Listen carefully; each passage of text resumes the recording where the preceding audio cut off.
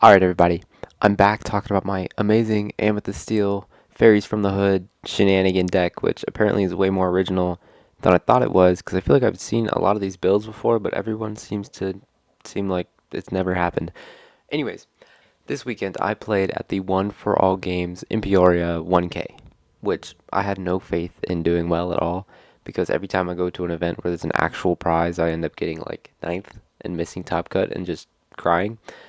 But I got luckier this time and I ended up in second place. Although we ended up splitting the prize money in top four for our 275 split four ways.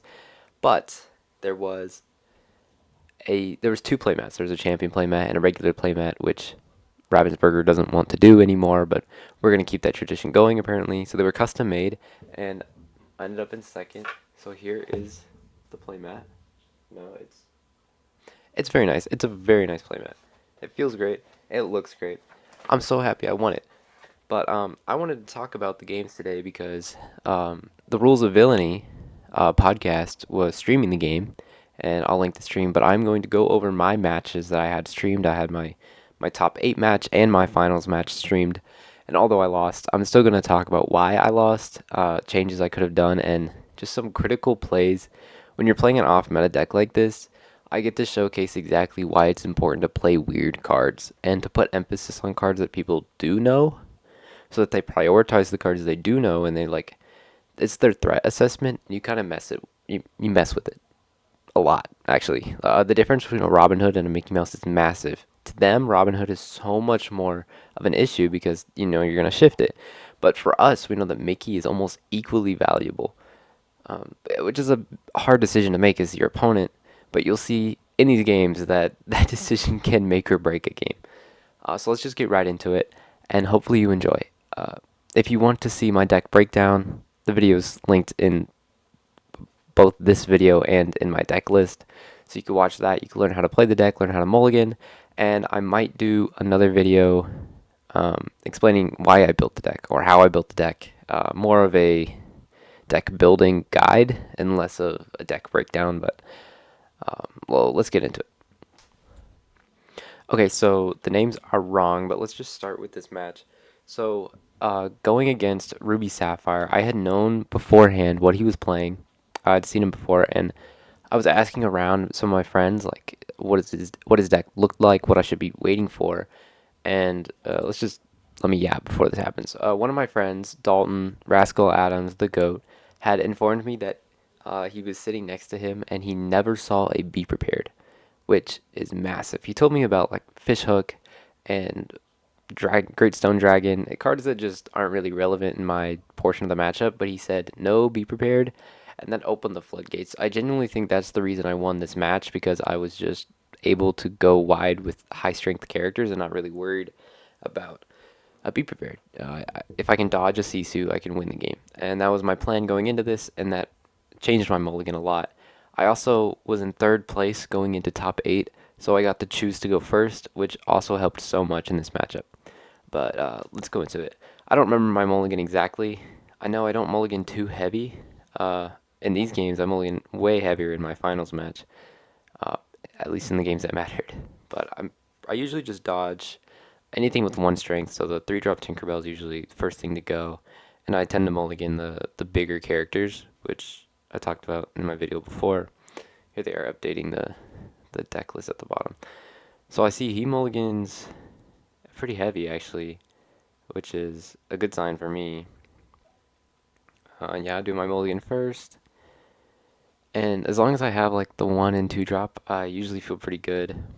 So this game is pretty much a beatdown. You'll see pretty quickly why I win so quickly and why I think my deck is favored into this matchup, where it usually wouldn't be against something like DKP that's so shark reliant and has Be Prepared.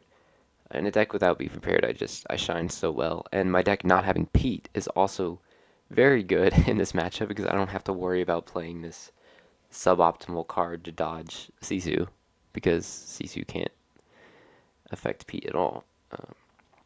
Yeah, starting this match, it's pretty simple. I kind of just had a line in play already, like in my hand. I had like the first 5 cards I'm gonna play, and nothing really changed. It was later in the game that I had to make some weird decisions. But overall, just I wasn't 100% sure he had no be prepared, but I just played into it anyway. I figured this is game one. If I learn he has to be prepared, I can just play differently in the next games. See the ink here, I inked the Tinkerbell because we don't want the one strength characters. I don't want to give value to his little Sisu. And we throw the Robin Hood down. Yet again, the strongest one drop I have is the best play for sure. Just so we can get some lore in. And he just passes here. He doesn't have a popsicle. I don't think this ink is any different. Yeah, it's another Tinkerbell. Dude. I'm just trying to get rid of these cards. She's great in the steel matchups, but just terrible in Ruby Sapphire.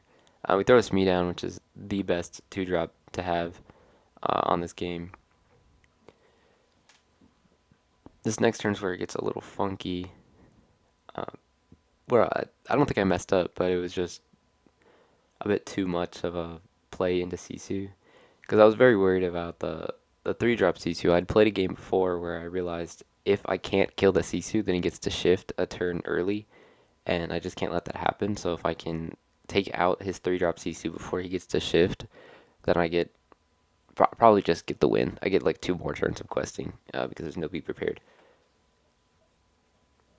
So the Tipo comes down, and I'm not really worried. Tipo can't deal with either Smee or Robin Hood, so he's kind of just a dead card. I actually preferred him playing Tipo over Sail because it loses more hand value in a matchup where Hiram doesn't exist now. And I know he's an item heavy red blue. I would rather him drain his hand than play Sail. So here I play the Broom, and the Broom is to take out his Sisu if he ever plays it. Now, if I were to do this again, I might have actually played the Blue Fairy because I want to get the little Sisu out earlier.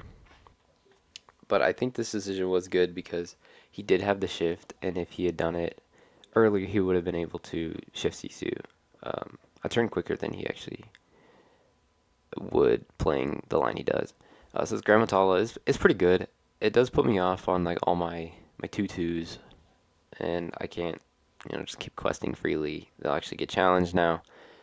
The brawl going away is a good feeling though. I I mean it wouldn't hurt too much, but it's one less character I have to deal with getting removed this turn. So here I know I have to just kind of go wide, and I know that I play this genie because yet again it's another 2 strength character. If he wants to Sisu, he has to play the coil, and I wanted that pressure. I think coil is just it's a really slow card for my opponent to play, which he does not play on this turn, but he plays on the next turn.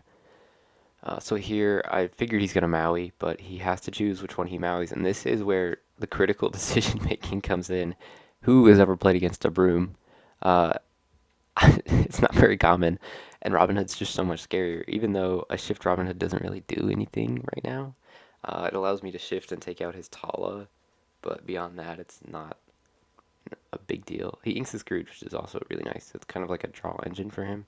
So he takes out both Robin Hoods and leaves my Magic Broom alive, which is a massive blunder, as you'll see right here. I was just ready to crack back on that, and I had this line planned in my head initially to kill his Sisu, but I know in my hand, I don't remember what I ink here. Okay, I ink a little Robin Hood. I know I have a 1-drop Broom, and I have this Mickey. So the Mickey, when I play him, I can deal 1 damage because of the Broom, so I take out the Grammatala, which, like, what do you do in that situation? It's just really brutal. And now he's forced to deal with the Genie and the Mickey, which having Mickey on board is, I think, more of a threat than Genie, which keeps my Genie alive, and I'm already at 12 lore ahead. I feel really good at this point. So the Maui's definitely going to take out the Broom. I knew this. I was fine with it. I got my lore out of the Broom. I got my Mickey trigger off the Broom. I was fine with this. Now he inks and he knocks down my Mickey, and then he plays a 3-drop Sisu, which finally is out of the hand. But this was a little scary because now he can shift Sisu. This is his way of killing Genie. But I get the luckiest top deck in the world. Like I said, I had a 1-drop Broom in hand, and I top deck a Tinkerbell. So I can ink the Broom and just play the Tinkerbell. And I don't even know why I hesitated. I think I was just scared to be prepared if I was out of a hand, and then I play the Tinkerbell and he wipes the board. I'm pretty much cooked, but Here, the 4 damage on Maui lets him die, and it kills the Sisu, which stops him from shifting, so my genie gets another turn alive, which is super strong. I'm at 14 now, I'm threatening 18. Pretty much lethal on board.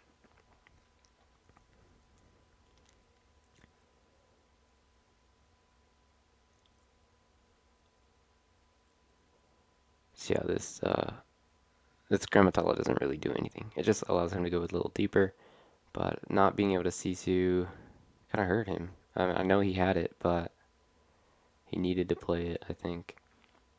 So this allows me to go to 18. I top deck a 1-drop Mickey, which is just, it means nothing to me. So I figured if I quest again, he still has to Sisu to kill my genie. Either the little one or the big one, which is, I just figured it's whatever he has in his hand he's going to end up playing, so he just seeing how far I'll go. Is that a fish hook? I think it might have been a fish hook. He inks the sail, and then, yeah, he takes him out with the CC. Which is, I mean, that's a perfect play. That's totally, I mean, that's what I would do if I was him, but he's just so far behind. I know I top deck another 1-drop Mickey, so I just throw down the sticky Mickeys and just pray. Like, there's not a lot of options to this. He just pretty much has to have a CC at this point. And even then, I'm still so far ahead, and I figured whatever I top deck probably quest for 2, so I would just play something every turn until I win. And he's digging really deep for this, and he doesn't end up finding it, so he just scoops the game. And then we go to game 2, or now I'm on the draw. Let's just skip past this. Alright, so this mulligan was a bit different. I knew I was on the draw, so I had to be even more aggressive. I was looking for Smees, and every single game I was looking for Smees and Rabbits. They're just so good in this matchup. I think I had a blue fairy.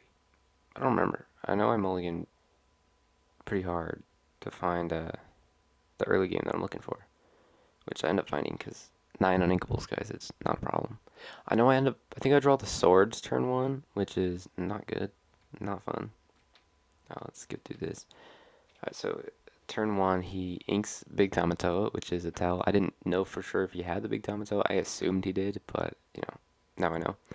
I still had not seen a dime yet, so I didn't know if he had the dime, and I just, at this point, I was pretty sure that he didn't have Be Prepared. So yet again, we ink the fast flyer, and we play Robin Hood. And that's the same play as the last game, so it's a pretty good play. I think Robin is the best thing to do here. And he plays the sail this time, which is optimal for him, not for me. Gets another popsicle down. Not fun. I top deck a Tinkerbell here, which is great. Although I think I end up inking it. I don't remember, my ink choices were a little weird. There goes the crab. Crab is nothing in this matchup. We quest for 1. Start climbing in lore. The popsicles are just not very scary. I know there's a point where he like pops them both, and I was a little scared for a 6-drop Tamatoa, but it doesn't even happen. And here I take like, he has a way more, without Be Prepared, all his stuff is through characters, all his challenging and damage and stuff. So I knew like 3 strength characters are great in this matchup. So I end up just shifting the Robin Hood. I know it takes me a minute to decide on that because I was like, I could go wide, or if I just shift, you know, I get the card back and I force him to Maui. I think the most important thing in this matchup is forcing your opponent to get rid of the cards in their hand, which is definitely what I do, and it pays off pretty well. Just in this matchup without Hiram, they don't really have a way to just instantly get back into the game. So if you can force the cards out of their hand and gain lore while doing it, you are definitely in the lead. So the Robin Hood forces him to Maui, which is exactly what I want to happen. I mean, it's what I expect to happen. It's not what I want, but it's better than getting CC'd. If he had played Coil and CC'd, I would be very upset. So I get to draw a card off this Robin Hood dying in a challenge, which feels great. Like, I want the card back. And I'm at 5, and I feel pretty good about this because all he has is Maui on board. He's not really applying any pressure. 4 cards in hand is, I mean, it's okay. It's not amazing. So I throw this rabbit out, start my draw engine. Figured if I could just gain some more cards in hand, then I can just keep playing stuff out, and eventually I'll win the game. So yeah, this is where the how far I'll go spam starts, which I was not expecting. It's just a lot of how far I'll go. There's a lot of ramping without actually inking for turn. This part is a bit slow, but no, he ends up passing back to me. I inked this stupid Tinkerbell, man. It's just such a bad card. And I throw out this Mickey. The Mickey is really just, it's another thing he has to deal with. He doesn't have coil, and I know that. And it feels great if he takes out my rabbit, and then I quest with Mickey, and he has to take out the Mickey with Maui, and then the Maui dies. Like, that's a trade I'm willing to take. But this next turn ends up being really weird. So he sings another How Far I'll Go, which is his third one in a row. Kind of crazy. Not as crazy as the final match, which you'll see. So yeah, this Maui singing, which is weird because I figured he'd want to take out my rabbit, assuming I have a bounce package. I don't. Then he plays the Scrooge, and I think the Scrooge is great. I don't remember what he finds at the top. I think it's the hook. He just has to take it. I mean, that's what I would take if I were him. I wish I could see the hands better. I should have, like, held my hand up a bit, because it would have been fun. Yeah, so he takes the hook. Although, yeah, he does play it, and uses it to give evasive to his Maui. Well, this gets a little awkward, because I really don't want to deal with evasives. Even though my deck is kind of made for evasives, I just can't deal with a 6/5 evasive. So I just have to deal with Maui having that, and just cope with it. And I end up playing a Tinkerbell here, I believe, which forces his characters to have a little damage on them, and then I can hopefully pick off the characters the next turn if they challenge into my Maui and Rabbit, or my Mickey and Rabbit. And this is the biggest blunder of the entire game, and definitely a good feeling. I feel terrible for him as my opponent who makes this misplay, but the Tomato was fine. I think that was a great play because he's just absolutely massive, and he's beautiful, baby. You know, it's Tamatoa. But I don't know, because he swings into my Rabbit with the Maui. Like that's just so strange. I had thought about this play, and in my hand, I didn't have really an answer to any of this board right now. I do have a Bell in hand though, which I did know, and I was like, oh, if I can somehow get. I was planning on taking out the Scrooge with Tinkerbell and then moving damage off of, or with Bell from Tinkerbell, but instead he challenges my Rabbit with the Maui. So in my head right now, I'm like, oh, I could take out the Maui, but instead he challenges my Mickey with the Scrooge, who has 4 strength, but Mickey has resist to 1, and he did not know that. So they do 3 to each other. And that's a bit of a stalemate because he had the fish hook he could have used, and this game is not over, but that was a massive, massive misplay. Alright, so here I top deck. Alright, I don't top deck. I have a Bell. I had the Bell before, and I knew I wanted to move damage eventually. Bell also has 4 strength, which is just so good in this matchup. So I moved the 3 over there. I would like to point out, I have 4 foil bells. Like, that's my card. Love that card. So I throw out this broom as bait. This is a bait broom because I knew if he has a Sisu in his hand, I want to draw it out. I want to get it out on the board now. I don't want him to gain value off this Tamato. I need him to play cards, which I think is massive. I think aggro players miss that step a lot, where like you want to play what's the most inconvenient for your opponent. And here is another terrible decision by this guy, just challenging the wrong things at the wrong time. He ends up throwing he ends up throwing Maui into Tinkerbell, which leaves 4 damage on the Maui, which is not good. And then he takes out the Mickey with Tamatoa, which is fine. I mean, that's just what you expect to happen. I'm pretty sure he gives evasive to Tamatoa. Yeah, he plays this easy and gets rid of my broom, which is fine. I mean, that's why I played it. Because yet again, that's one more card out of his hand. Like, he has like 2 cards left in his hand. I don't really care about that. As long as I can prevent the Tamatoa from questing, I can win. But if you look at this board, there's one card that can just totally win the game. And I would like to mention, I have a Grab Your Swords in my hand, but I top deck a Tinkerbell. Tinkerbell does 1 damage to everyone and pretty much clears the board. But it leaves 4 damage on this Tamatoa, which is enough to take out Bell and die in the process. which is perfect. I mean, the math just mathed out amazing. And yet again, I still have the grab your swords in my hand. It's a one of in this deck, but I have it in my hand, and I had had it since like turn two. And I knew that turn I was actually going to sing Swords with Bell, but Tinkerbell just allowed me to gain two lore in the process. And now I'm at 15, and this game is basically over. There's not really a good recovery to this without Be Prepared. And my hand is still pretty full. I'm pretty sure I have another rabbit in hand. Um, yeah, it's just nasty. I got a lot of good plays.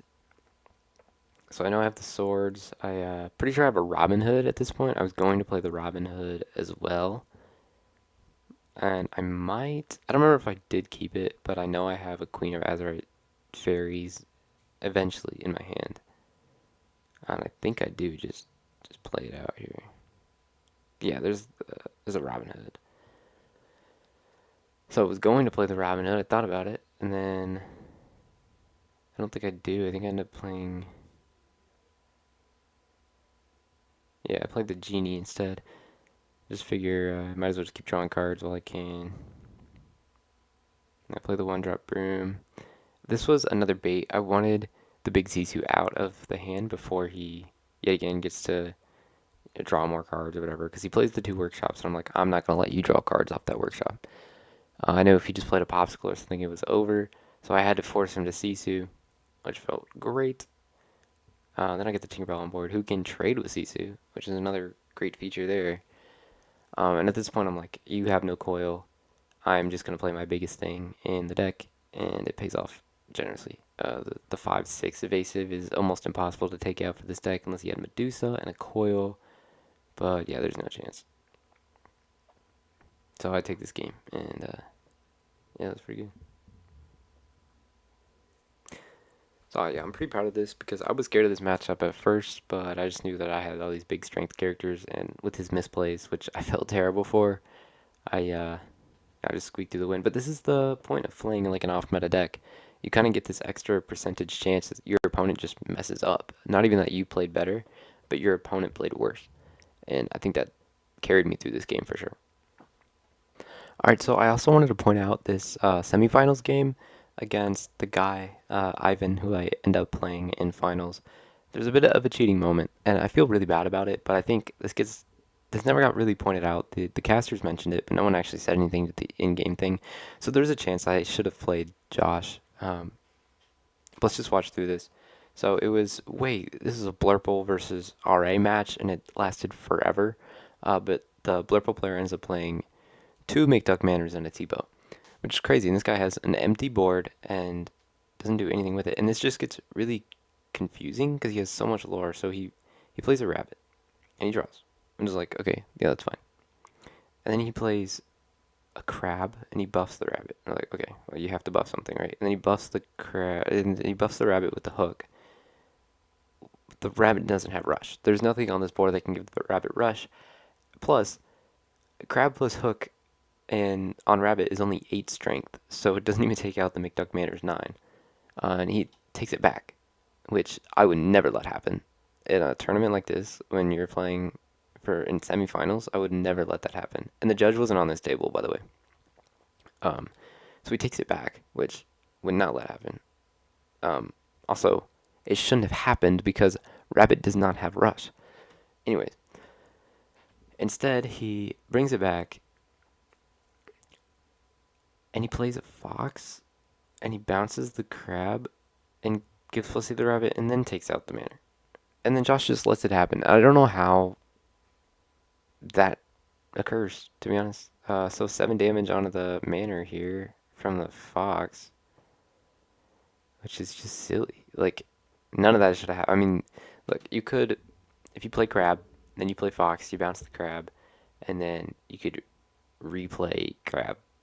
Then, yeah, the fox could take out one of the manors. But the rabbit hitting should not have happened, and I mean it's just straight up cheating, and I feel really bad about it. Uh, I'm gonna split the money with this, which I know misplays happen, but that's a massive misplay. If you're an RA player, you know what rabbit does, and you know it does not have rush. Anyways, I just wanted to point that out. Josh does end up losing. You can see that over the course of this game. I don't know if it would have mattered, but yeah, he ended up losing the game.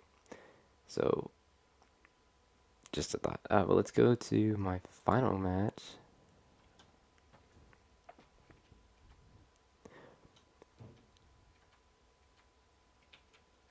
Alright, so at this point, I had not known that he had cheated before. My dad was like, "Oh, he might be cheating." I was like, "What do you mean?" So I just figured I'd be a little cautious during the match. But he goes first, and he inks and plays a Chernarok's Followers, and I ink this Broom, and I play Mickey, which I think Mickey is a good play.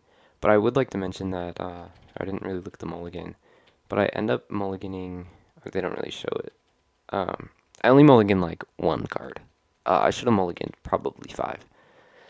I took a really light mulligan, not exactly knowing what his deck was full of because this is the player I had split with in round five.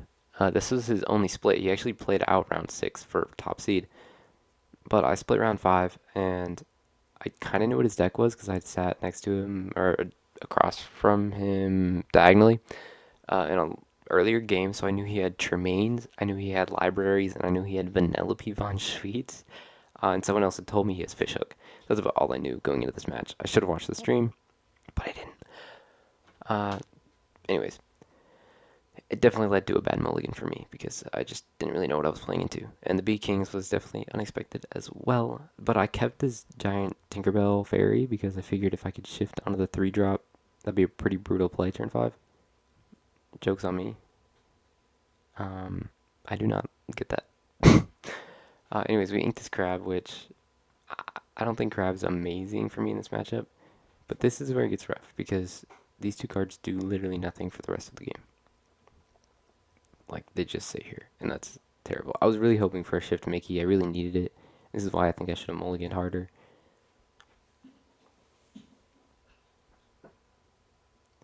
Yeah, we get the crab on the Diablo, but obviously I didn't exert, so I'm glad I didn't do that. Didn't give him that ability to draw. So we're kind of just at a stalemate here, even though I need to be putting the pressure on. So I play the Tinkerbell, the fast flyer, and I pass into a brawl, which not great because I plan to use the shift. But he sings his friends, which this guy just always seems to have a bunch of friends. Uh, and he inks the brawl, or he plays the brawl, and he inks a 2-drop Queen of Hearts, which is crazy. All right, sorry about that. Back in this game, so he has the second 1-drop after he plays his brawl, which is just perfect. His hand seems to be amazing, and my hand is pretty bad. So this turn, I'm pretty sure I play something really suboptimal. Uh, just I have a bad hand. Like, look, I have another sticky Mickey. I have the big Tinkerbell still there, but I kind of wanted to keep it, but I wasn't sure if it was the right move. But I do end up keeping it, and I just play. I play Genie, which is fine. I mean, Genie's good in this moment. Oh, and I just passed because that crab is terrifying. Which I shouldn't have passed. I think I should have done literally anything else. I don't know. Just should have quested or something. Nothing felt like a good move at this point. I wanted a bell. I wanted a shift Mickey. I wanted a Robin Hood. Like if I had shifted Mickey there, I could have pinged 1 damage onto the Chernarok's Followers, taken out the crab, and then the broom could have killed the Diablo, and I would have wiped the board, and that would have been amazing. Like, this game would have been so much different if that had happened. But I just kept letting him draw cards, which was really bad. And then he plays his fox, and he bounces his crab, and I have nothing exerted, so it doesn't matter. But definitely a bad spot for me to be in. So I think I inked this Sticky Mickey, which is fine. We don't want him. And then I play the Robin Hood. Robin Hood's great in this matchup, unless he has Medusa, which going into this I thought he only had Tremaine, which he doesn't play Medusa here, so it's fine. Still a good move on my part. So he gets the library shenanigans, and I think this won him the game right here. Just drawing 2 cards and putting this library on the board forced me to throw everything into it, and that was terrible. I'd already inked 2 crabs, but I happened to have another one, which is still not great. I think I overextend a little bit here. Alright, finds another friends, because why not have all the friends every time? So, yeah, just a lesson. Mulligan harder. Mulligan for what you need. Don't be afraid. Just, be careful. Don't over mulligan, I guess. The good thing in this matchup is, like, all of the 4-drop uninkable draw card stuff are just really good. They're kind of like how you win the game. And I knew that going into round 3. So here it's like, I do the math, it's 5 damage. If I give a +3 with crab, I can take out the library. which is what I do. So yeah, we give +3 to the hood, and we take out the library with the broom and the Robin Hood, and then I just quest out because I know it's be prepared, and I have too much on the board. But I needed that library gone before he wiped the board and drew a bunch of cards.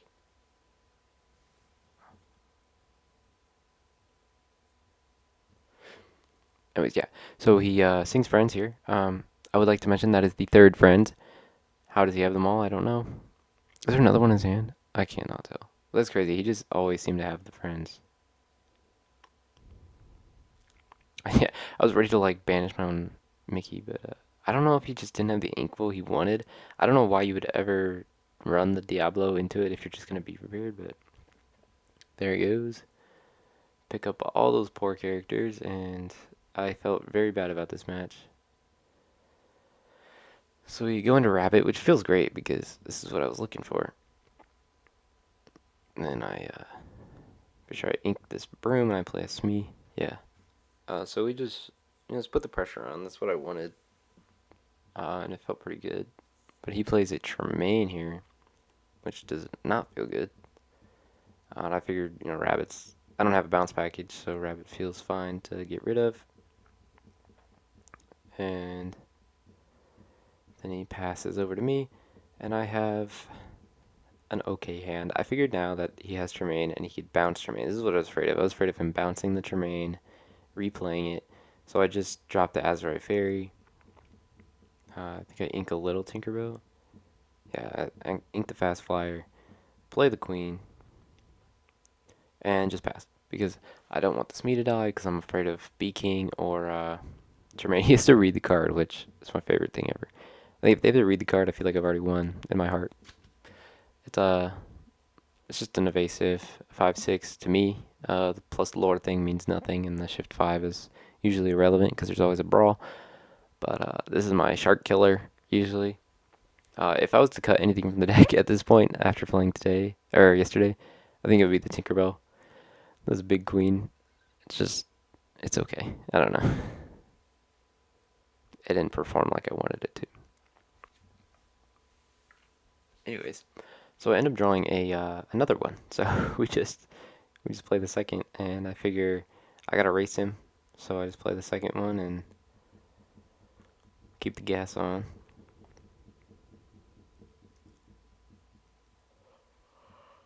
Go to 7, which these Tinkerbells end up questing very fast. I learned. He just has so much ink, and he drew so many cards. This is what happened to every game. He just keeps drawing cards. And 2 rabbits. I mean, what am I supposed to do against this? Like, I only found 1 rabbit and 1 genie. But he found all the friends and the library, and I just got very unlucky, I think, with my drawing. So there's a fox, like I was afraid of, so I definitely made the right call there to get rid of this me. Now, I actually got to use the Tinkerbell ability to gain the +1 lore to my other fairies. Now, my hand is really big right now, I remember having just a bunch of like 5 drops and stuff. I think I have a bell and maybe something less good, but I play this Tinkerbell because I did the math in my head. I was like, if I gain 5 right now, because I'll quest for 2, and then the other Tinkerbell will quest for 3, um, then I have lethal on board because one Tinkerbell will quest for 2, the next one will quest for 3, and the last one will quest for 4. So, it's pretty fun. It's actually more than lethal. Actually, don't need that. Either way, it's pretty nice. But it doesn't matter because you just be prepared. The stupidest card in the game. Really wish it was not here. It hurts so bad. In any deck that wants to actually play big characters, be prepared just ruins your day. It's just a fundamentally stupid thing.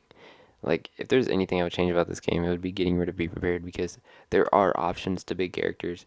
There are cool mechanics and stuff in this game, but this is not. This is not it. And he just draws a bunch of cards, and yeah. Then I'm pretty sure he plays A fish hook? Yeah, I was like, that was a weird play. But, allow me to like put the pressure back on. I know I play a bell and a crab here, which I think I have two. No, yeah, I had two bells. So I just play the crab. I was like, I just need to quest out. Only at 12, which hurts really bad. I don't know if I misplayed. Like, should I have not played the third Tinkerbell? I kind of was just playing into him not having to be prepared. This game was out of control. So this top deck goes crazy. So he goes exactly to Tony, but I top deck at Tinkerbell, so I can take out the Sisu, which gives me one more turn. Oh, and that quest to 15. And yet again, I have Lethal on board, so if he doesn't do anything about it, I will win. But of course, he has, another thing. So I'm just praying right now. Just please, please don't have to be prepared. But of course he does because he drew a billion cards in this game. Yeah, he just quests out. He goes to 19. And be prepared. Or does he? Wait, I really think he does. Maybe he doesn't. Takes out the bat. Oh yeah, maybe he doesn't. I think he plays Tremaine. Am I crazy? Oh, he just double fox. Oh yeah, yeah, yeah. And then he plays library and a Cusco. I thought. Oh no, it's two Cuscos. Okay. Anyways, I draw a broom and just scoop. I just guessed everything wrong. That's embarrassing. Okay. Yeah. Let's go to the next game. So my mulligan here, I was like, I'm on the play. I know what I'm going for. I need this blue fairy run because I just need to outdraw cards, which is exactly what I go for. So I'm mulligan pretty hard. That's 5. Pretty sure I keep a 1-drop Robin Hood, and I think I had the blue fairy. So I kept that and ditched the rest, which was perfect. So I played this Robin Hood, or I Inca Broom, played the Robin Hood, because I don't want the broom. I mean, the broom's fine, but not super needed. He plays the Diablo, which is great because now I don't have to worry about my Robin Hood getting punished. Ink the Elephant, I do not want to see it. And I quest for one with my foil Robin Hood, which feels amazing, into this Blue Fairy that I had played. So he has no counter to any of this. This is why being on the play is so important in this matchup, because he's brawls and these just important turns.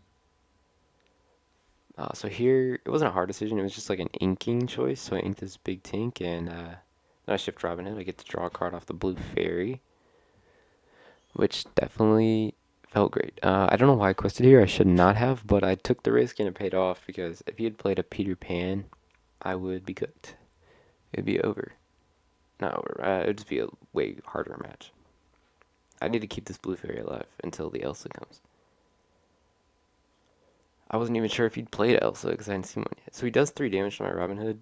I think he just forgot I have Belle in the deck, but I definitely do have Belle in the deck. But this turn I just stay upright because I know he's at 3. He could B king me, but I'm not too afraid of that. I'd have to raw play and it would just, take out my Blue Fairy. So I think I just play a rabbit here. Just going for card draw. Yeah, again, like I learned in the first game, I just need to keep drawing cards, and that's exactly what I go for. So I don't quest with the Robin Hood because I don't want him to challenge it with the crab.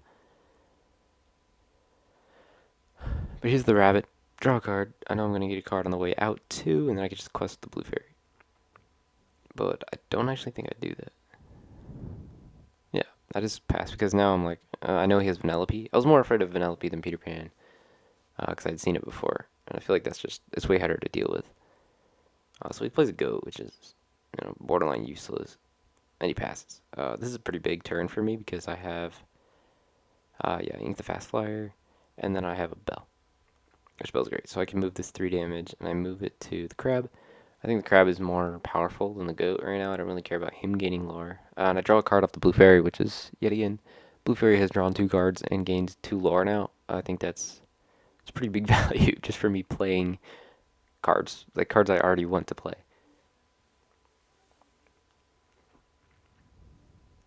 Yeah, he takes out my rabbit, which is fine. It's just a rabbit. And he Maui's my Robin Hood, which yet again I get to draw cards, so my hand's full. and it's staying that way. At this point, I'm just like, I could just keep drawing cards, and I don't have to worry about anything. But I also have the ability to keep playing Floodborns because of this blue fairy. So I was just kind of aiming to play Floodborns. I might as well fill the board with characters that quest for a lot and draw a card when they are played. So I can kind of just maintain hand size. So I play this Mickey, no trigger because there's no brooms, and then I just play another one drop Mickey. I draw first though, just in case I found a. I was hoping for a broom, and then I quest out, I believe.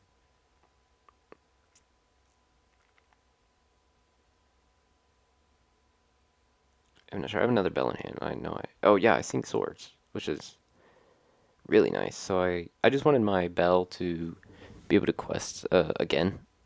Well, she's only going to quest once, but I wanted to make sure that if he had played a hook, then he could deal with my blue fairy. Whatever it is, this allowed me to gain more lore in the end. And see, he just took a turn to play Finders Keepers, which is great. And now I get this 8 lore on the board, not like 6 lore on the board. I just guarantee it, which feels great. My hand is way too full at this point. I just quest out.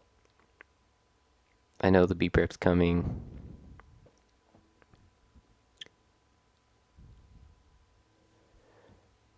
Um, I play a rabbit, so you know, draw some cards.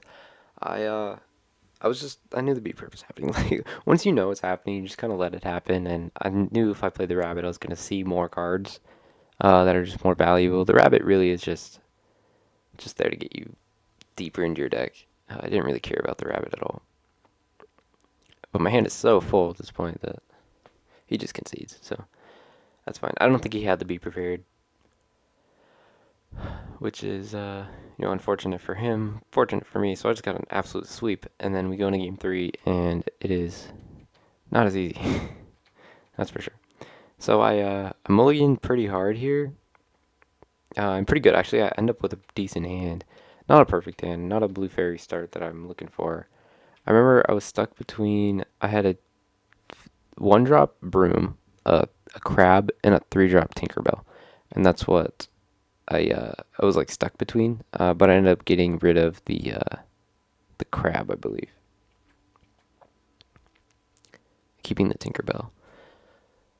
So yeah, I didn't have a great hand, and I think the reason I lost this game is because I had a broom and I didn't have a Robin Hood. If I had a Robin Hood this turn 1, I think the game would have been a win, genuinely. It's just that missing that one card hurt really bad. So yeah, I ink a crab and I play a broom, but the broom just doesn't do anything in this matchup. It's really bad. Man, it's unfortunate. Even if I had had Chernobog's followers instead of broom in this deck, then I think it would have been better off. But I really needed the broom so I could shift and draw a card off this blue fairy that I play.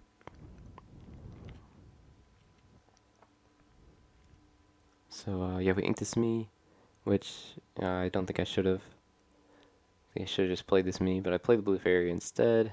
I wanted to force out the brawl, but it didn't happen. But yeah, I get rid of the broom because it's just he's a victim to a fox or a crab at this point. Bequests and draws. He had his friend keeping track of how many cards he drew at this point, which is kind of crazy. Because, trust me, he draws a lot of cards in this game.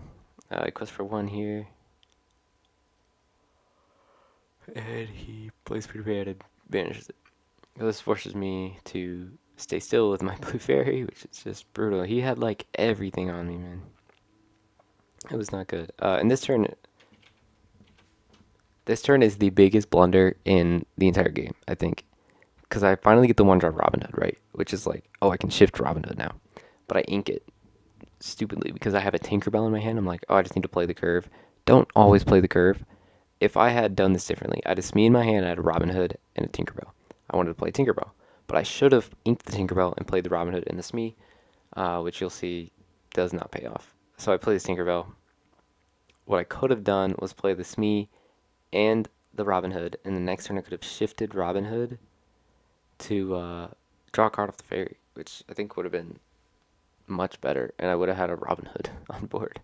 But he sings his first friends. Don't worry, there'll be more friends in this game. I was not very happy with this situation. He just keeps drawing cards. Just keeps doing it. Drawing cards is so important. And I could have shifted Robin Hood. It felt so bad.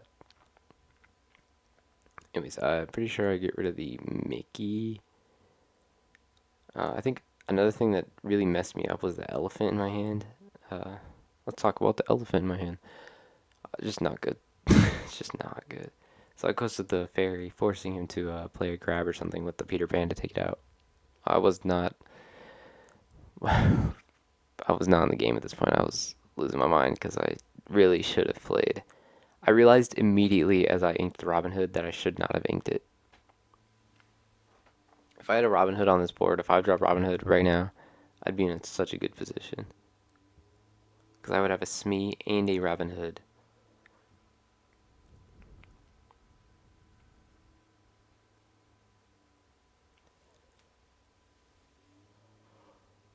So here I make yet another terrible decision. I ink a Mickey, and I should play Robin Hood, but I don't. I take out the Peter Pan, and then I bounce. Oh no, I move the two. Never mind. Guys, next turn. It's next turn. I move the two, but I draw the card off the blue fairy, which is good. This move is fine, but yeah, it's not good. Plus, he just has the hook, so once he plays a Maui, he could just take out whatever. And of course, he has the Maui, guys. This guy's luck is crazy. Oh my gosh, friend is number two. That felt bad. Definitely felt bad.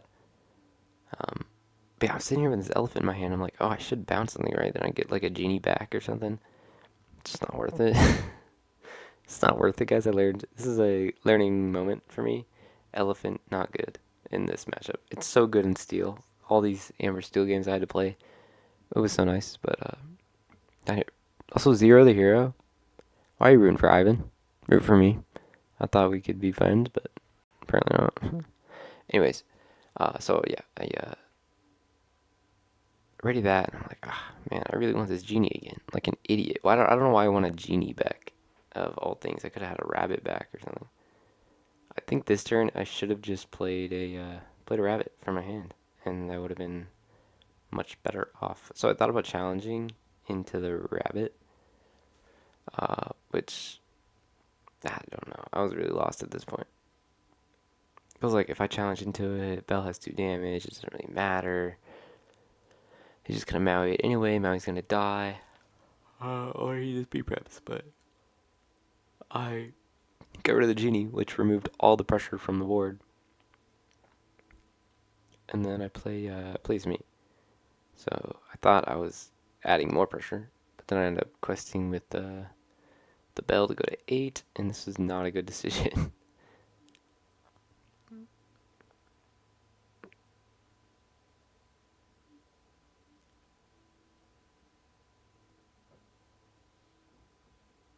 So another friends, go figure. That's the third one, I believe.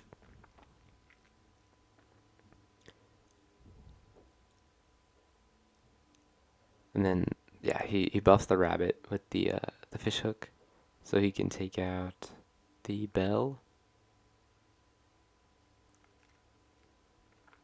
which is fine. I'm not too worried here. And then he plays a card that I did not know was in the deck, and really hurt. Not the followers, not the followers. The Medusa. I did not know Medusa was in here, and I'm very scared of Medusa. She pretty much counters the entire deck, and I was stressing at this point. I was like, I just got to draw cards.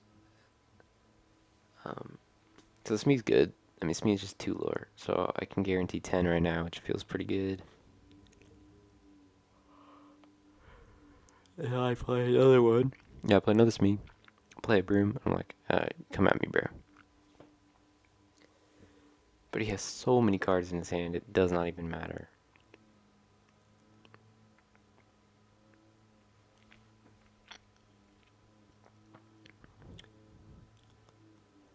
So, oh yeah, I got reminded of the 1 damage from the judge.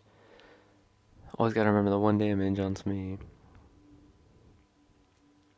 There's an Elsa, which yet again, another card I didn't know he had in the deck, but was perfect at this moment. Just him escaping this Be Prepared that I thought was inevitable. I think this is another game-winning play. Like, I was just in a bad spot after he just got good play after good play and drawing so many cards. He banishes, draws more cards, and then guess what? Probably draws more cards. I don't remember. He inks something and plays brawl. Right. Brawls my broom. So now I'm just ugh, and he wipes the whole board. The beaking really hurt. Like, I mean, what am I supposed to do? He just hard countered everything I have. His RA is like very good against what I'm doing. If I was a more go wide strategy, I think I'd be in a better spot, but I'm not, and I don't have what it takes.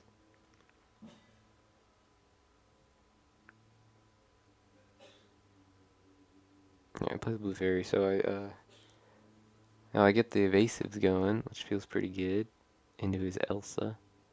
But I do not let this game go away from me. Like, yes, he's got some advantage coming, but I'm not gonna let it just slip away. There's a Finders Keepers. If you hadn't noticed, he had drawn a lot of cards this game, and there's another brawl. Like, great. Any chance I had is kind of out the window at this point. Every card I play gets removed, and then he sings Pirate's Life. Like, just salt in the wound, man. How many cards are in his deck? I don't know. He's got like 80 cards in there. There's cards that I'd seen in other games and just had not seen yet. This is pretty brutal at this point. But I have a Tinkerbell that I get off the top, yeah. And I know I want to play it because I have the Blue Fairy on board, so I get to draw a card. Blue Fairy was really popping off in these games. Now I thought about removing the Elsa, which, you know, I'm glad I didn't, but I had wished that I'd quested with the Blue Fairy.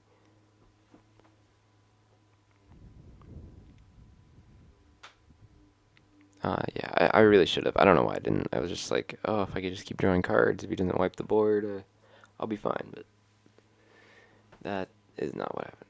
So I thought about challenging, and then I thought about questing, and then I said, you know what? Let's pass.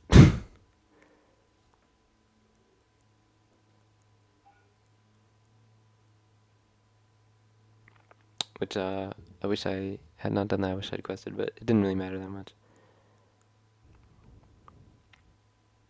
He just has so many cards in hand. I don't even know what to do at this point. He plays a Sisu, which, you know, whatever. It's fine.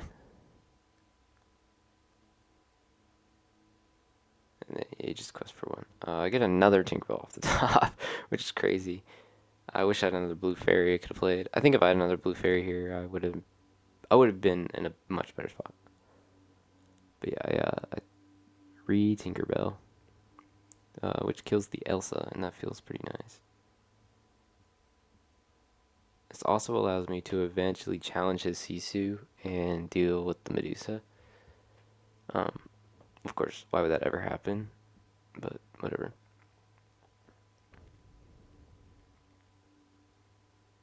I think about inking and playing something, but yeah, I just go for it. Like, I just figured if he's gonna be prepared me, he will do it, and I'm gonna get rid of that Sisu in the process.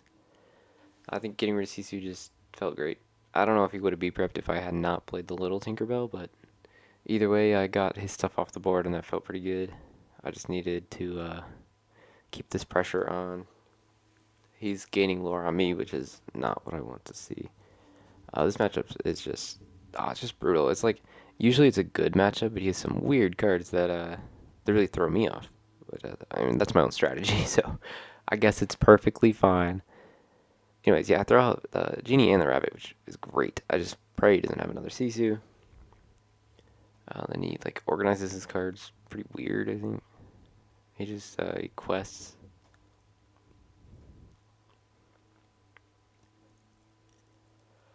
And then I know a library happens eventually, yeah.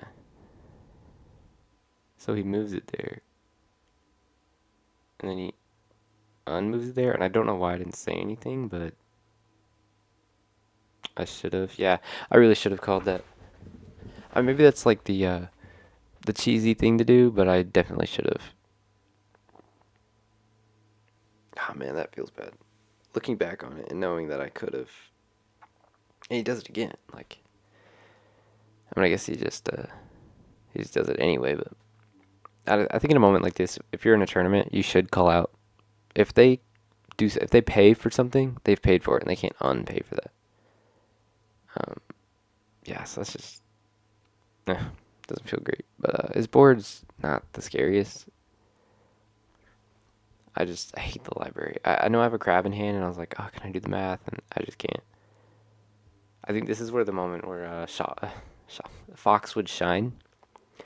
If I could take out this library just in one go with the fox crab or crab fox crab, that would be amazing. But I do not have that in the deck. If I had the elephant now, that would be fine. Because I could crab the rabbit, then elephant the crab, and then crab the rabbit again, and then just take out the library. Because for 2 with Genie, I'd be in a much better spot than this. Because he's got like 3 cards in hand. Like he's actually, I have gone through the attrition of just playing so many things that he's running out of cards, which is insane to me. I just say I'm gonna go wide, and I'm gonna force you to be prepared if you have it. If you don't, I'm trying to win. Like that's it. That's my only thoughts here. But this guy's very lucky, and he always has everything he needs. So why not? Lucky players exist. I've gotten some good top decks in these games, but there's to be prepared, and that's I draw off the rabbit, but it's not enough to bring me back after this library just keeps going, and he still has ink, which is the worst part. So he just plays his Diablo, and pretty sure he passes, yeah. So I play another rabbit. Just gotta keep drawing cards. I play a library. Play this blue fairy. I ink the crab because I figure I'd rather just draw a different card. Something quest for more. And then we go. Yeah, this game's lost. But I think it's just because of these libraries. In both games, I feel like library won in the thing, but yeah, he just gains all the lore he needs right here.